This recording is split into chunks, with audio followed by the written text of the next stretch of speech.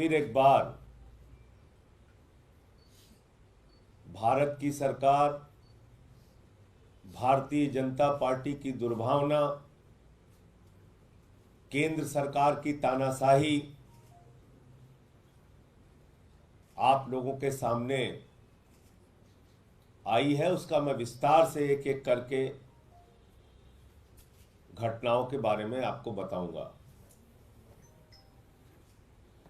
अरविंद केजरीवाल जी के बारे में जब हम लोग कहते हैं कि जेल के अंदर उनको उत्पीड़न की सारी पराकाष्ठा उनके साथ पार की जा रही है, 23 दिन तक उनको इंसुलिन नहीं दी जाती, उसके लिए कोर्ट कचहरी के चक्कर लगाने पड़ते हैं, उसके लिए तिहाड़ जेल के सामने दिल्ली की जनता प्रदर्शन करती है, उसके लिए लंबी लड़ाई के बाद उनको जो उनके जीवन के लिए सबसे जरूरी दवा थी इंसुलिन, वो मिल पाती है 23 दिन के बाद। 24 घंटे उनको सीसीटीवी की निगरानी में रखा जाता है। पीएमओ और एलजी ऑफिस 24 घंटे उनके ऊपर निगरानी रखते हैं। मुलाकात के मामले में जो सामान्य कैदियों के भी अधिकार हैं वो भी छीन लिए गए। पत्नी से मुलाकात होनी हो तो शीशे की दीवार बीच में रहेगी, आतंकवादियों जैसे मुलाकात। पंजाब के मुख्यमंत्री से मुलाकात होनी है तो जैसे बहुत बड़े अपराधी और माफिया से मुलाकात हो रही हो, शीशे की दीवार। मुझे मुलाकात करनी हो, मेरी मुलाकात कैंसिल। संदीप पाठक को मुलाकात करनी हो, संदीप पाठक की मुलाकात कैंसिल। आतिशी को मुलाकात करनी हो, आतिशी की मुलाकात कैंसिल। और अब सारी सीमाएं पार कर प्रधानमंत्री जी और केंद्र की सरकार इतनी दुर्भावना पर उतर आई है भारतीय जनता पार्टी के लोग कि पत्नी से भी मुलाकात कैंसिल। आपने कभी ऐसा सुना है? पत्नी से मुलाकात कैंसिल। अरविंद केजरीवाल जी की मुलाकात सुनीता केजरीवाल जी से जेल के प्रशासन द्वारा कैंसिल कर दी गई। कोई नियम नहीं, कोई कानून नहीं, कोई ऐसा तरीका इनके पास नहीं कि जिससे वो पत्नी की मुलाकात कैंसिल कर सकें। पत्नी की मुलाकात कैंसिल कर दी। आपको याद होगा सौरभ भारद्वाज और आतिशी को एक साथ जाना था। अंतिम दिन आतिशी की मुलाकात कैंसिल कर दी, बोले नहीं साहब, खाली सौरभ भारद्वाज जाएंगे। अब आतिशी को और सुनीता केजरीवाल जी को साथ जाना था तो सुनीता केजरीवाल जी की मुलाकात कैंसिल कर दी, जबकि बाकायदा मेल करके 27 तारीख को बताया गया कि सुनीता केजरीवाल जी और आतिशी एक साथ मुलाकात करने के लिए जाएंगे और जेल के नियमों के मुताबिक परिवार के 2 सदस्यों की मुलाकात होती है, या जिन लोगों के नाम दिए जाते हैं, जिन लोगों का नाम मुलाकाती सूची में होता है, उनमें से 2 लोग एक साथ मिल सकते हैं। यह जेल का नियम कहता है। क्या अरविंद केजरीवाल से इतनी दुर्भावना है, इतना डर लगता है, इतने आप लोग साजिश पर उतर आए हैं कि आप उनकी पत्नी की मुलाकात कैंसिल कर देंगे? अपने परिवार से वो नहीं मिल सकते? जिन लोगों के नाम मुलाकाती सूची में कोई भी बंदी, सामान्य से सामान्य कैदी हो, जितने लोगों का वो नाम देता है, उसमें से 2 लोगों की मुलाकात, जब मुलाकात होती है हफ्ते में 2 बार, तो 2 लोगों की एक साथ मुलाकात होती है। आपने सारे नियम कानून सबको ताक पे रख के कह रहे सिर्फ हम एक आदमी से मिलवाएंगे।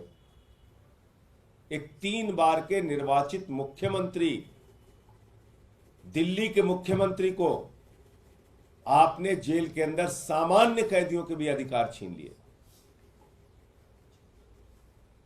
जो एक सामान्य कैदियों को अधिकार है, वो अधिकार भी आज अरविंद केजरीवाल के पास नहीं है। अगर उनकी पत्नी उनसे नहीं मिल सकती तो ऐसा तो अंग्रेजों के राज में भी नहीं हुआ। शहीद आजम भगत सिंह के परिवार के लोगों को भी उनसे मिलने की इजाजत थी, अंग्रेजों के राज में भी। लेकिन ये तानाशाही का राज है, भाजपा का राज है, प्रधानमंत्री मोदी का राज है, जहां पर एक पत्नी को अपने पति से मुलाकात करने की इजाजत नहीं है, जहां पर एक पत्नी को अपने पति का हालचाल लेने की इजाजत नहीं है, जहां पर एक पत्नी को अपने पति के मिलकर परिवार के बारे में बताने की, पिता की, मां की, बच्चों की हालत बताने के बारे में इजाजत नहीं है।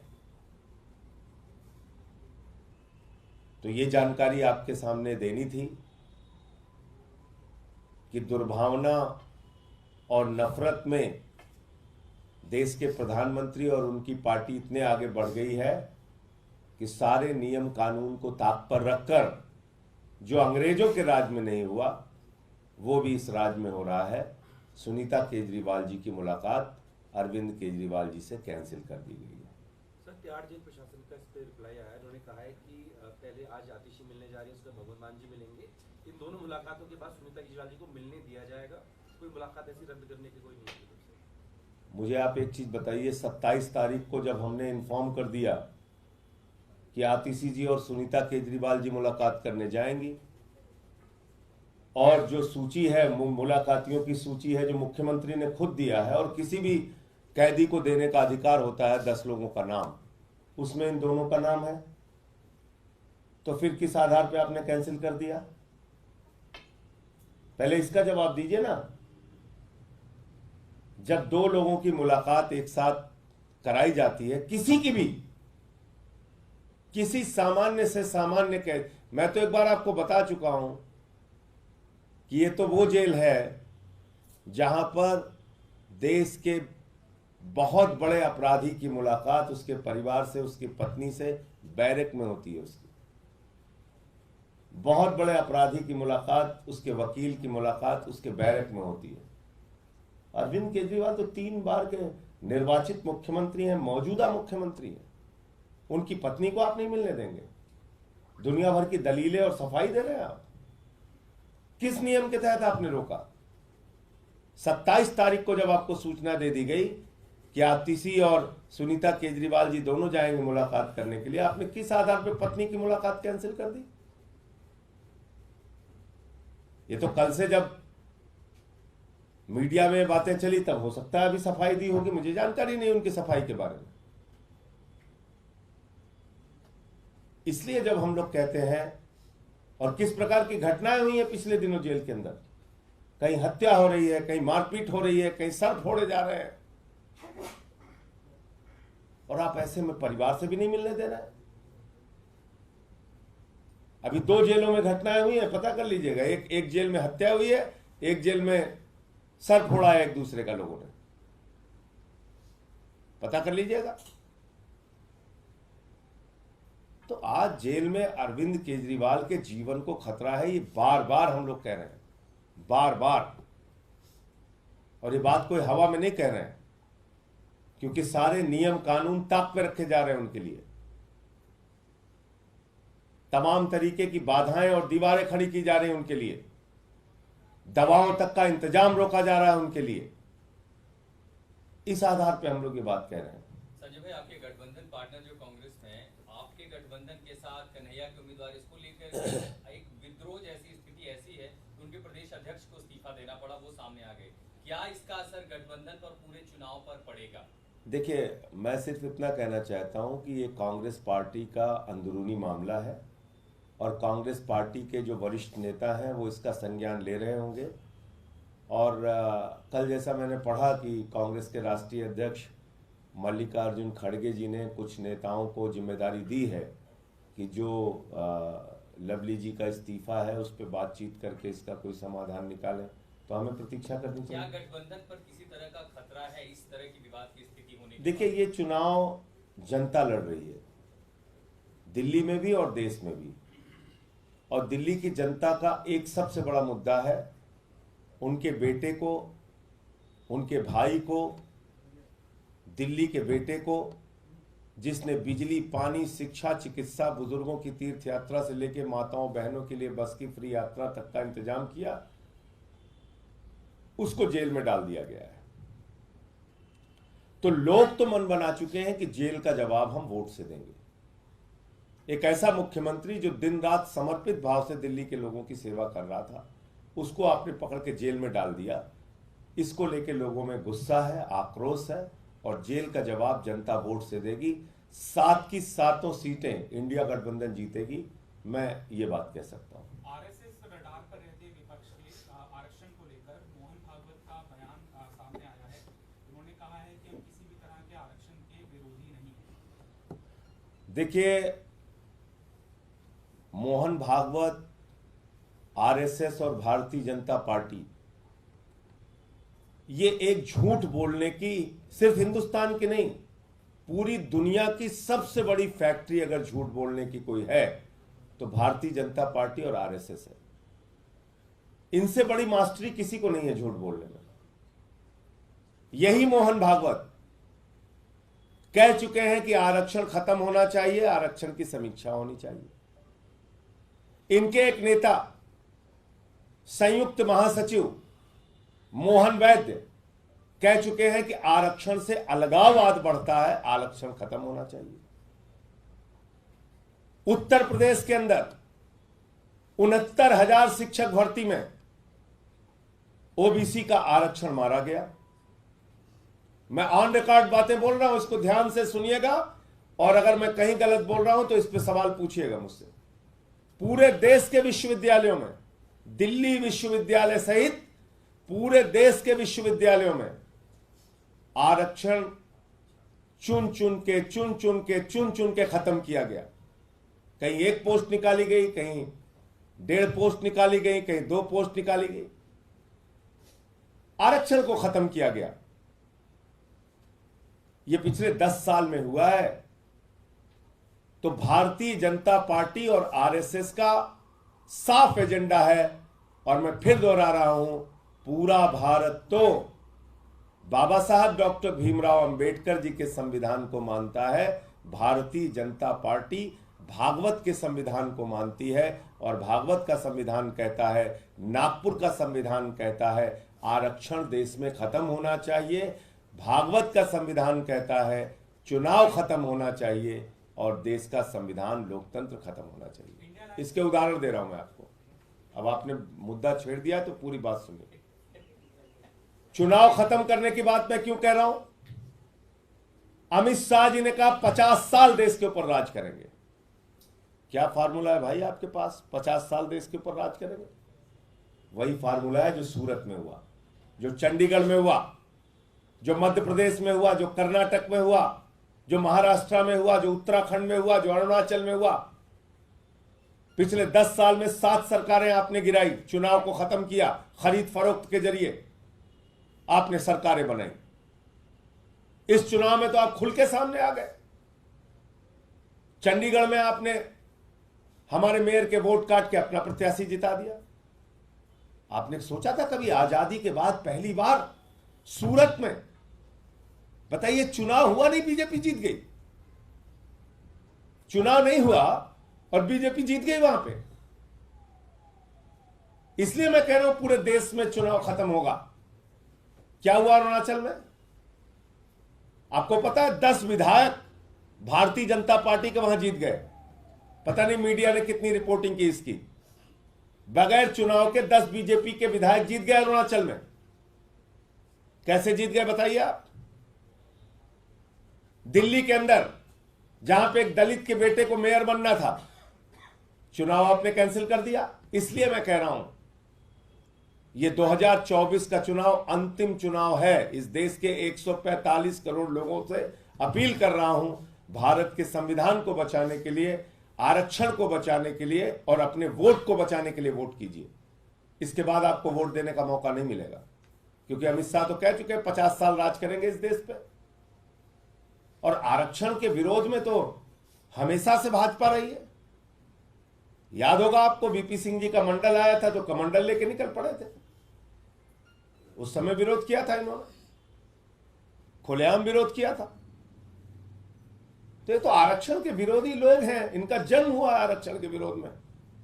कितने कैबिनेट सेक्रेटरी बताइए देश में SC ST हैं? कितने joint secretary ST SC OBC हैं? बताइए ना। तो इसलिए मैं कहना चाहता हूं कि भारतीय जनता पार्टी और RSS झूठ बोलने की फैक्ट्री है। वो सफाई क्यों दे रहे हैं? क्योंकि चुनाव में हमने ये मुद्दा उठाया, इनकी चोरी पकड़ ली, और चोरी ऐसे नहीं प्रमाण के सहित पकड़ी। तो इसलिए इस देश के दलितों को, पिछड़ों को, शोषितों को, वंचितों को, आदिवासियों को, सबको एकजुट होकर इनको इस बार हराना है और अपने आरक्षण को, संविधान को और भारत के लोकतंत्र को, चुनाव को बचाना है। ये विवादित बयान आपने भी दिया है कल ही, आप भावनगर में थे और आप पाकिस्तान का जिक्र कर रहे हैं चुनाव में। मैं थोड़ी जिक्र कर रहा हूं, मैं तो कह रहा हूं जितना नाम पाकिस्तान वाले पाकिस्तान का नहीं लेते, उससे ज्यादा नाम भाजपा ही लेते हैं। भाई 10 साल हो गया तुम्हें राज करते हुए इस देश के ऊपर, अपना रिपोर्ट कार्ड दो ना। आप बिजली पे बताओ, पानी पे बताओ, रोजगार पे बताओ, महंगाई पे बताओ, किसानी पे बताओ, पक्के मकान पे बताओ, काला धन पे बताओ, क्या किया तुमने 10 साल में। तो मैंने ये कहा कि अगर हम लोगों को तो डर नहीं लगता पाकिस्तान से,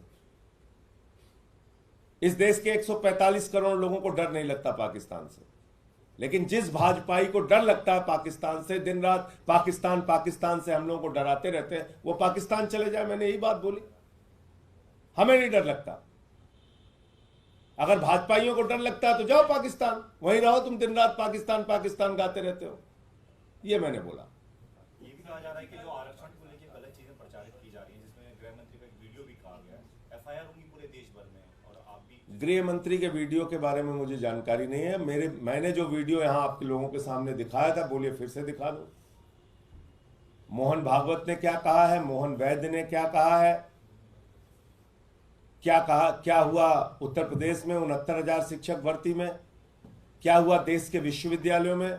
आप बोलिए उसका आंकड़ा जो मैं आपके सामने रख सकता हूं, प्रमाण के सहित रख देता हूं। पूछ लीजिए कितने cabinet secretary ST SC OBC हैं, पूछ लीजिए कितने joint secretary ST SC OBC हैं, तमाम सत्ता प्रतिष्ठानों पे आपने किसको बिठा रखा है। तो इसलिए मैं फिर दोहरा रहा हूं, भारतीय जनता पार्टी और RSS झूठ बोलने की फैक्ट्री है। इनकी बातों पे यकीन मत कीजिए। आज वो सफाई सिर्फ इसलिए दे रहे हैं कि चुनाव है और हमने उनकी चोरी पकड़ ली है।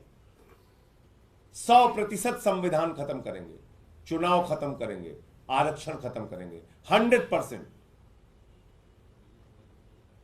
सूरत हो गया, अरुणाचल हो गया, चंडीगढ़ हो गया, 6-7 राज्यों में सरकारें गिरा दी, तो साफ है चुनाव खत्म करना है इनको। अमित शाह तो कह ही रहे हैं कि 50 साल राज करेंगे इस देश पे।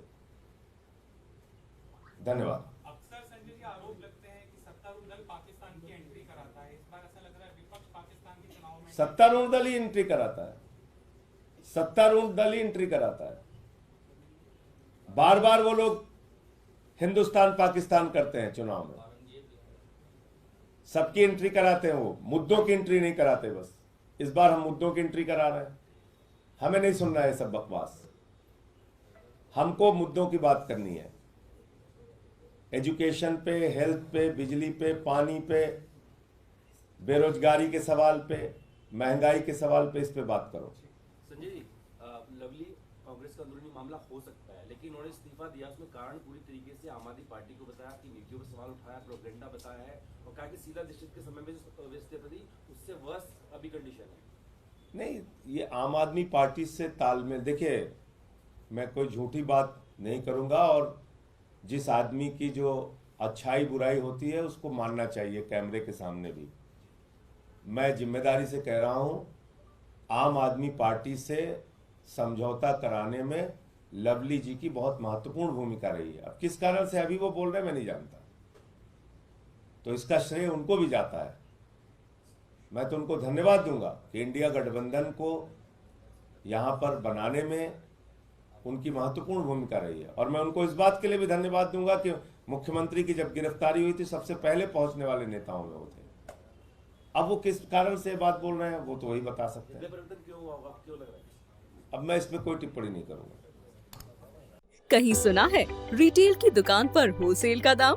जी हाँ, नव्या लेकर आया है डिजाइनर सूट्स, कुर्तीज और फैब्रिक्स। सबसे सस्ता, सबसे अच्छा, defence road, Mamun, Pathankot. Contact 96141 96141।